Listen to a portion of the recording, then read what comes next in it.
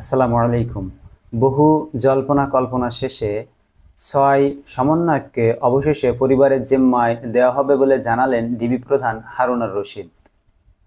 ঢাকা মহানগর গোয়েন্দা পুলিশের ডিবি কার্যালয়ে হেফাজতে থাকা বৈষম্য বিরোধী ছাত্র আন্দোলনের ৬ সমন্বয়ককে খুব শীঘ্রই তাদের পরিবারের জিম্মায় দেওয়া হবে। সোমবার ২৯ জুলাই দুপুর ২:৩০টার দিকে রাজধানীর মিন্টু রোডের ডিবি কার্যালয়ের সামনে সাংবাদিকদের এ তথ্য জানিয়েছেন ডিবি প্রধান হারুনুর রশিদ।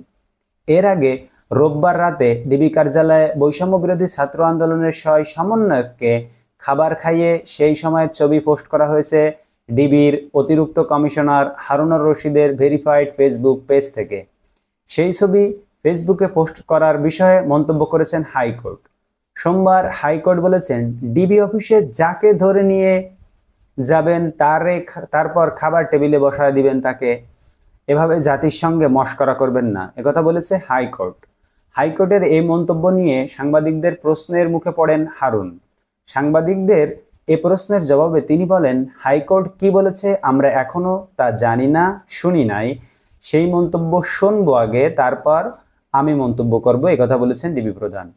এর আগে এক ফেসবুক পোস্টে হারুনুর রশিদ লিখেছিলেন, কোটা সংস্কার আন্দোলনের প্ল্যাটফর্ম বৈষম্য বিরোধী ছাত্র আন্দোলনের সমন্বয়করা নিরাপত্তাহীনতায় ভুগছিলেন। এই যে ৬ জনকে তারা ধরে নিয়ে গিয়েছিলেন, এই ৬ জন নাকি নিরাপত্তাহীনতায় ভুগছিলেন, সেই জন্য তাদেরকে ধরে নিয়ে গিয়েছিলেন।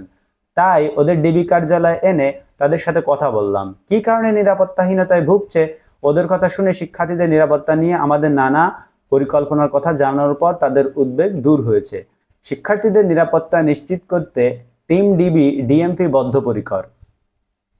কোটা সংস্কার আন্দোলনের প্ল্যাটফর্ম বৈষম্য বিরোধী ছাত্র আন্দোলনের ২ সমন্বয়ক সার্জিস আলম ও হাসনাত আবদুল্লাহকে শনিবার সন্ধ্যায় হেফাজতে নেয় ঢাকা মহানগর গোয়েন্দা পুলিশ। রোববার ২৮ জুলাই রাতে মিরপুরের একটি বাসা থেকে নুসরাত তাবাসসুমকে তুলে নেওয়া হয়েছে বলে অভিযোগ করেন তার পরিবার।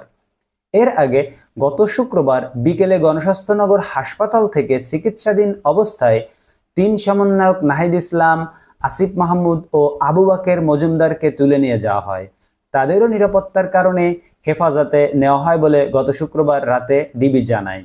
কোটা সংস্কার আন্দোলন ঘিরে শুক্রবার ১৯ জুলাই দিনগত রাত ১২টা থেকে রোববার ২১ জুলাই সকাল ১০টা পর্যন্ত কারফিউ জারি করে সরকার। এরপর অনির্দিষ্টকালের জন্য কারফিউ বাড়ানো হয়, যদিও ধীরে ধীরে কয়েক ঘন্টার জন্য কারফিউ শিথিল করা হচ্ছে বিভিন্ন জায়গাতে, এবং বিভিন্ন জায়গাতে কারফিউ বহাল থাকছে।